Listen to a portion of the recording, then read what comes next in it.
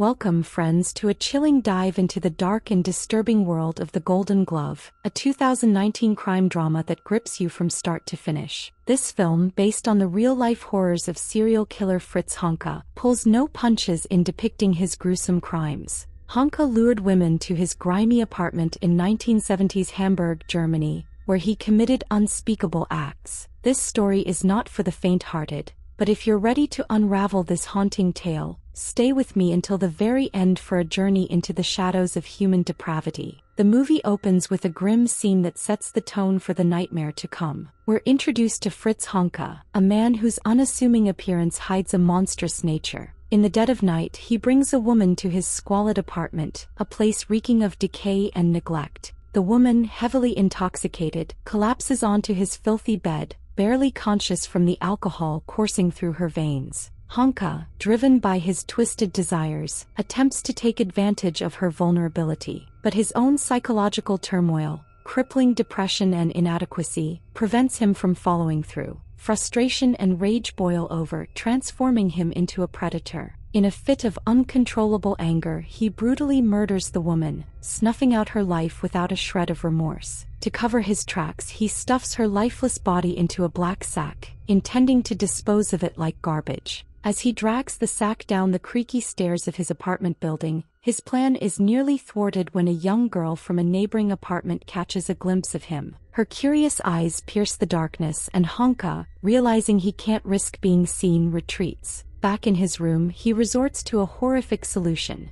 He dismembers the body into small, grotesque pieces. Some of these parts are stuffed into a suitcase, which he later discards in a patch of overgrown bushes. Returning to his apartment, he seals a wall tightly, ensuring no one can discover the macabre secrets hidden within. This chilling act marks the beginning of Honka's descent into a cycle of violence. This story unfolds in the gritty, neon-lit underbelly of 1970s Hamburg, a time when Honka committed his first murder. The next morning, the city wakes to shocking news. Body parts have been found in the bushes, and the headlines scream of a gruesome discovery. The police identify the victim as Gertrude, a 42-year-old prostitute whose life was tragically cut short by Honka's hands. The newspapers buzz with speculation, but the killer remains a shadow, eluding capture for now. The narrative then leaps forward 4 years, shifting focus to a new character, Petra, a teenage girl struggling through the monotony of school life. Petra is disengaged, her mind far from her studies, her heart yearning for something more exciting than textbooks and lectures. Her teacher, frustrated by her lack of effort, delivers a harsh blow.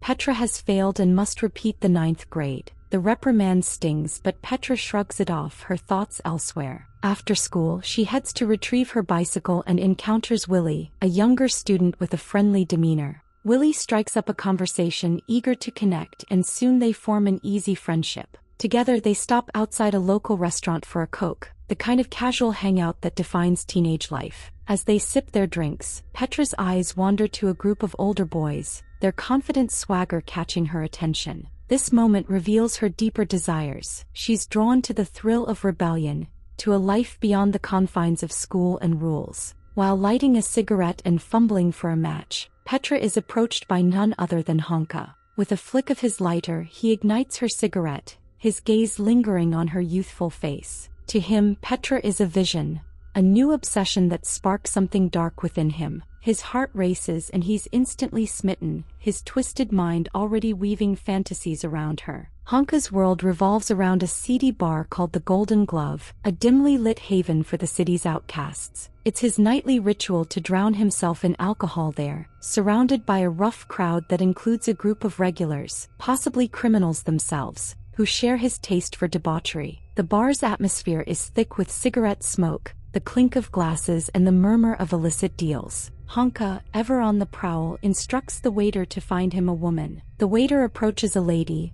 offering her a drink on Honka's behalf, but she takes one look at his haggard face and dismisses him as repulsive. Undeterred, Honka's attention shifts when another woman enters the bar, penniless and desperate. The waiter, unsympathetic, tells her to leave, but a compassionate church lady intervenes, offering to pay for her meal. The waiter then delivers a drink to the woman, claiming it's from Honka. Intrigued, she approaches him and they strike up a conversation. Honka plies her with drinks, his charm a thin veneer over his predatory intent. Before long, he convinces her to come to his apartment. When they arrive, the woman is hit by a foul odor, a sickening stench emanating from the hidden body parts of Honka's previous victim, still concealed in the apartment. She questions the smell and Honka, quick to deflect, spins a lie about his migrant neighbors cooking exotic meats. The lie is enough to placate her and he continues to ply her with alcohol, leading to an intimate encounter. The next morning, Honka, hungover and impatient, has to leave for work. He wakes the woman and demands she leave before he returns. But she, homeless and with nowhere to go, lingers. Seeing the deplorable state of his apartment, cluttered with empty bottles, dirty clothes and the lingering smell of death, she begins cleaning, hoping to earn her place. When Honka returns and finds her still there, his temper flares. He lashes out, striking her and throwing her out. But as he surveys the now tidy apartment, a flicker of pity softens him. He opens the door, allowing her to stay, and asks if she can cook. She nods eagerly, saying she'll do anything for him, mentioning she used to cook for her daughter, Rosie. The name Rosie strikes a chord with Honka, reminding him of Petra. He imagines her daughter might resemble her, fueling his obsession. He asks the woman's age and she reveals she's 30. Honka, fixated on meeting her daughter, demands to know when he can and she promises to arrange it soon. They grow intimate again, with Honka's thoughts consumed by Petra. The next day, as Honka returns from work, he passes his neighbor's daughter at the gate. She shrinks away, sensing something unsettling about him.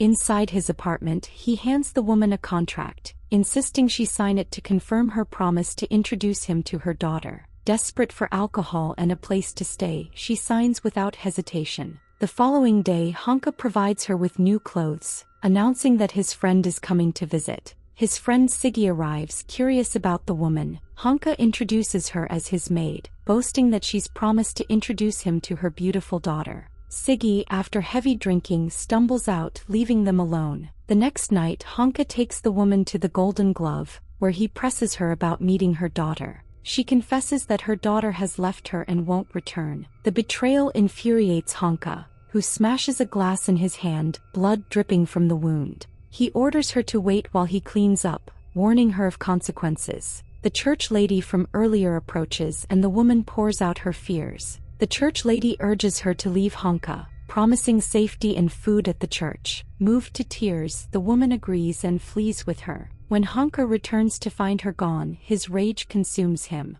He searches the streets in vain, his anger festering. Back at the bar, Honka targets 3 women, buying them drinks and luring them with promises of wine at his apartment. On the way, one woman, too drunk to walk, collapses. Honka slaps her, but a passerby intervenes, threatening to call the police. Honka lets her go and takes the other 2. At his apartment, he demands one undress, but she refuses, insisting that's not why she came. Enraged, he beats her until she relents, but she tricks him, saying she needs the bathroom. He shows her the way and she escapes. Realizing she's gone, Honka turns his fury on the remaining woman, slamming her head against the table, killing her instantly. He dismembers her body and hides the pieces in his wall. A grim routine by now. The next day, Honka is struck by a car while out, a minor accident that shakes him. Meanwhile, Willie, drawn to the allure of the Golden Glove, enters the bar, captivated by its gritty charm. He orders a Coke, but a menacing man approaches, making a disturbing comment about eating his intestines. Terrified, Willie moves away. Honka, drinking with a friend, vows to quit alcohol, blaming it for his ruin. He returns home, discards his liquor bottles and abstains for days. The withdrawal causes agonizing stomach pain.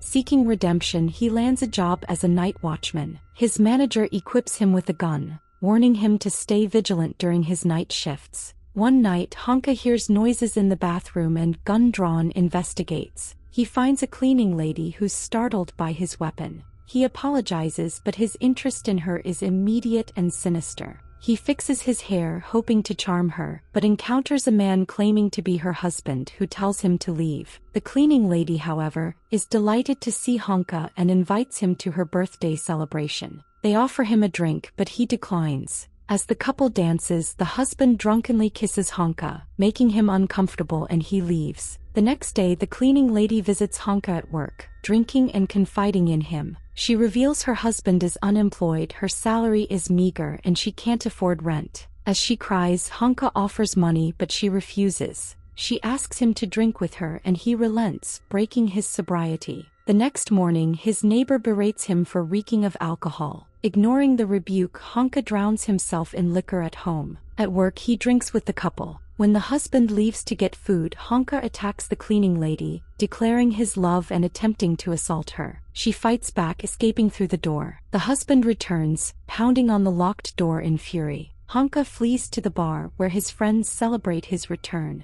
Spotting another woman, he sends her a drink, lures her to his apartment, and brutally assaults her. As she leaves, bloodied and broken, she retaliates by rubbing pickle juice on his private parts, causing him to scream in pain. She kicks him and steals his money to escape, but Honka, in a rage, strangles her, dismembers her body, and hides it in the wall. Later, outside the bar, Honka sees an elderly woman stealing food. He entices her to his apartment with promises of food and alcohol. When she refuses his advances, citing a recent surgery, he flies into a rage, cutting her tongue with scissors and killing her. Her body, too, is dismembered and hidden in the wall. The next morning, Honka's neighbors are celebrating with their family, cooking festive dishes. As the neighbor's daughter eats, worms fall from the ceiling into her food, causing her to scream. The family flees outside, horrified. That evening, Honka brings Petra to the Golden Glove, praising its lively atmosphere. He's thrilled to see her but grows jealous when another man approaches her. Willie, meanwhile, heads to the bathroom where a man harasses him,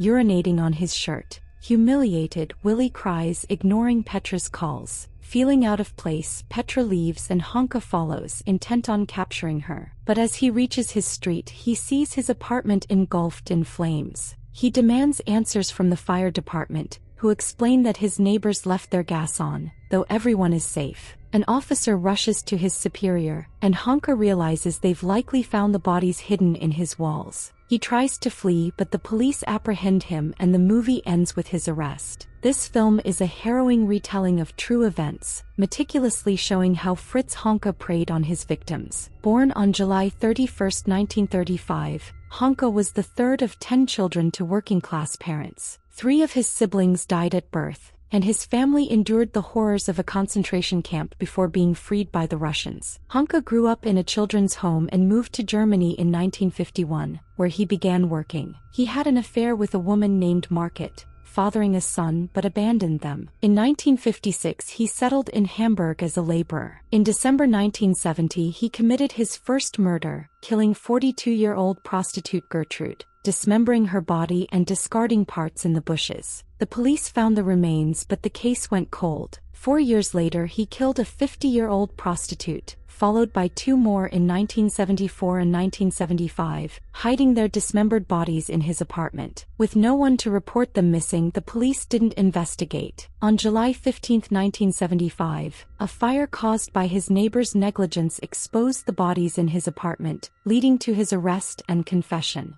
Released in 1993, Honka changed his name and lived in a nursing home until his death in a hospital on October 19, 1998. This is the terrifying true story of Fritz Honka, a man whose crimes shocked a nation. What did you think of this chilling tale? Share your thoughts in the comments below.